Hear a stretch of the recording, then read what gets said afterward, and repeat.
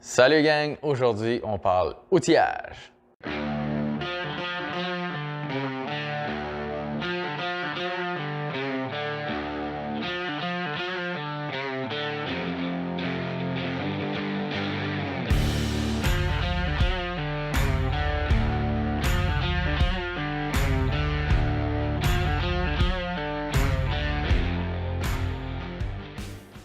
Bon, ma nouvelle outil aujourd'hui, c'est pas compliqué, une perceuse à colonne.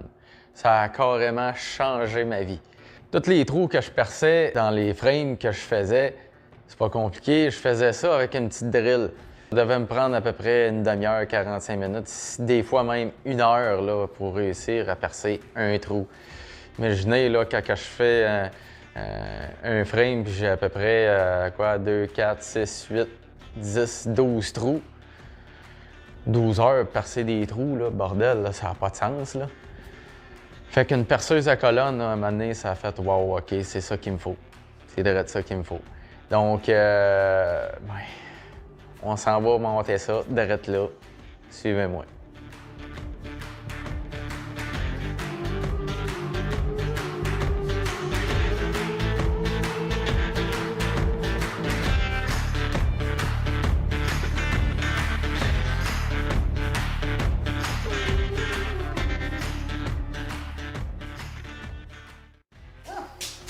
Ratchet.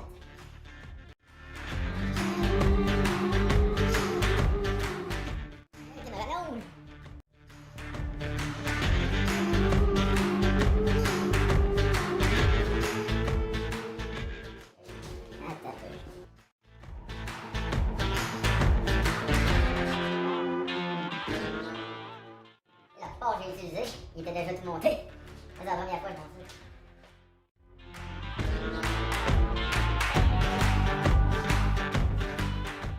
Je pense que c'est meilleur qu'IKEA.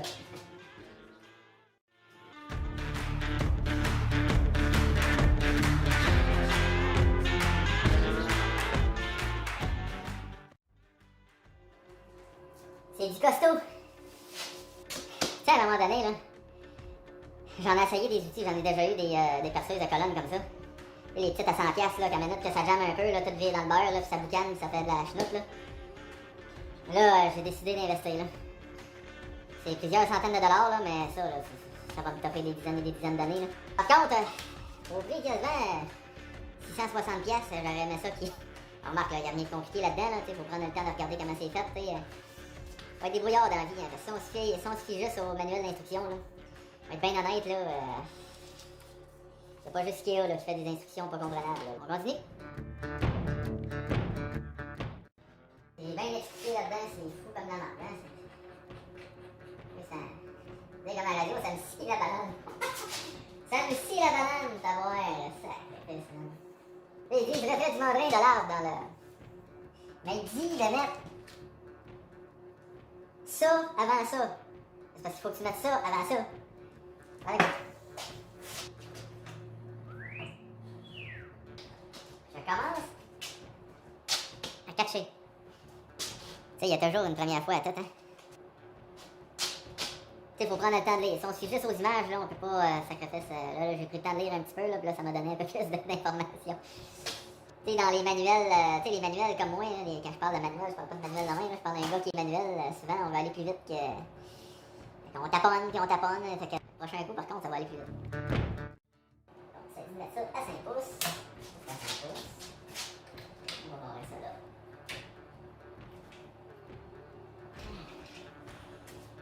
Ils disent de mettre un 2 par 4. Un 2 par 4. Là, après ça, on écrase ça. Hey. C'est bien lu, là. Soulever la table jusqu'à 5 pouces du membrane. À 5 pouces, ils disent de mettre un 2 par 4. Ah, ok. Placer un bloc de bois sur la table. Ok, ça. Puis ce que je vois sur l'image, c'est un 2 par 4. 2 par 4, là, quand je descends, là, il se rend pas. Fait que, il va falloir que je monte ça plus que 5 pouces. C'est pas la fin du monde. Petit détail. De même. Tiens, oui.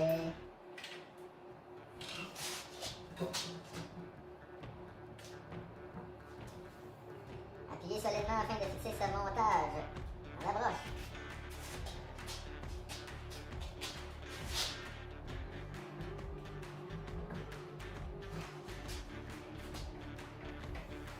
Ouais, c'est ça.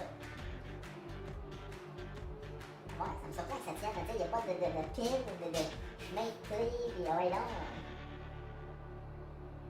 On va bien voir, on va la tester, c'est le même qui dit de la monter. Hein. Hey, trêve de plaisanterie. Il nous reste des trous à percer parce que là, il nous reste à installer les pattes rétractables sur le frame de la Unique. Et il nous reste à installer l'essieu. Fait qu'on s'en va faire ça direct là.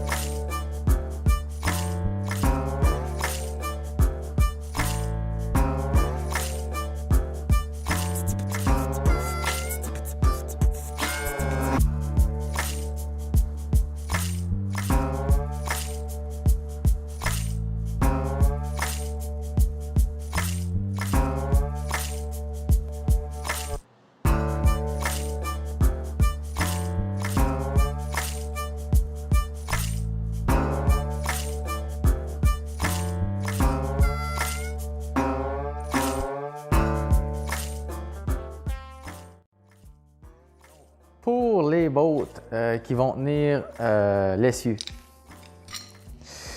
j'ai mes bottes ici en acier et je me suis fait un gabarit. Où est-ce que je vais utiliser pour tenir mes bottes aux bonnes places? Je vais venir installer une flat bar comme ça, que je vais venir souder. Et par la suite, tout ça va se tenir ensemble. Sur mon frame, j'ai exactement la même distance. Donc, par l'intérieur, c'est compliqué, là, aller porter ces bottes-là à l'intérieur, là, à 7-8 pouces, là, au doigt, là, c'est impossible. Là. Avec les bottes installées sur la rod, la flat bar plutôt, là, j'ai les deux bottes qui arrivent en même temps, même place. Clouc, je viens le pousser avec soit les doigts. Idéalement, quand il est à l'envers, ça va mieux parce qu'on peut y aller mais par la gravité pour qu'il tombe dans leur trou. Là, je vais m'essayer à l'envers. Fait que je vais me pogner un autre rod puis je vais venir la placer à sa place. Puis, s'il y en a une qui arrive à sa place, l'autre va automatiquement arriver à sa place. Je mets les bottes, je mets des lock bolts, des lock nuts. Puis, ça va être réglé. Fait que c'est facile comme ça. Par la suite, ce qui est compliqué aussi, c'est d'aller tenir la botte avec une clé à l'intérieur. C'est impossible. Fait qu'en ayant une flat bar comme ça, de souder avec la botte, ben là, il se tient tout seul. Là. Il ne peut pas dévirer. Là. On n'a pas de besoin nécessairement de clé pour venir la tenir à l'intérieur quand on veut bolter ça en place. Fait que c'est de cette façon-là que je fais ça. Ce qui est le fun, c'est si un jour on a besoin de renlever encore l'essieu, ben là, tout est facile à enlever. On enlève les bottes. Après ça, on change l'essieu, les pièces qu'il y a à changer, peu importe. Puis on replante la botte là, puis tout est à sa place. Fait que c'est de même que je fais ça. Fait qu'on continue.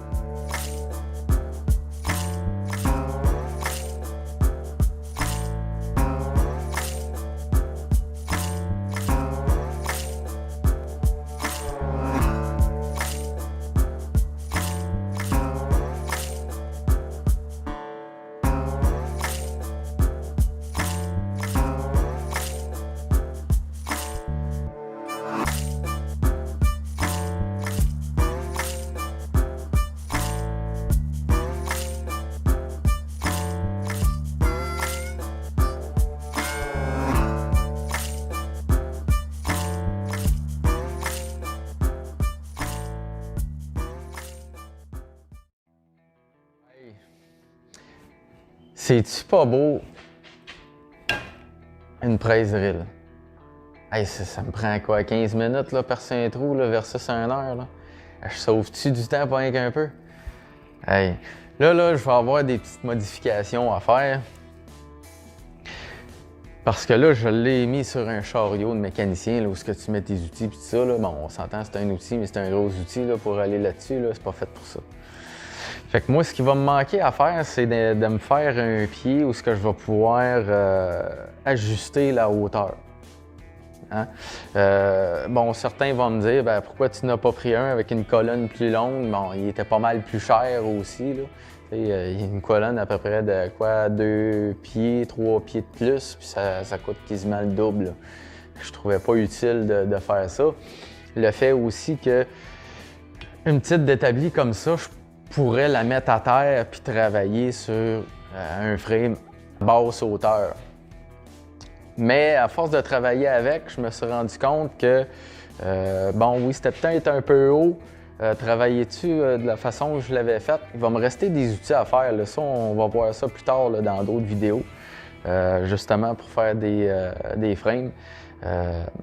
Mais je pense que me faire un support où est-ce que je vais pouvoir le descendre, avoir plusieurs niveaux, pourrait être intéressant jusqu'à ce que la tête arrive à peu près à cette hauteur-là.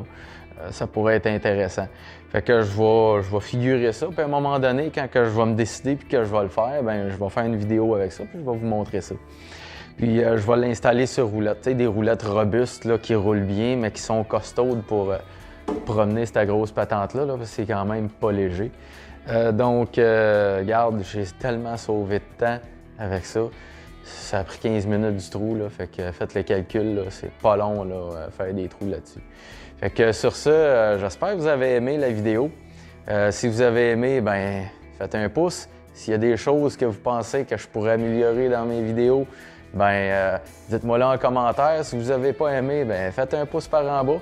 Moi, ça va me gager à savoir si vous aimez ou si vous aimez pas. Tout ça pour dire qu'on se revoit dans une prochaine vidéo, gang. Salut!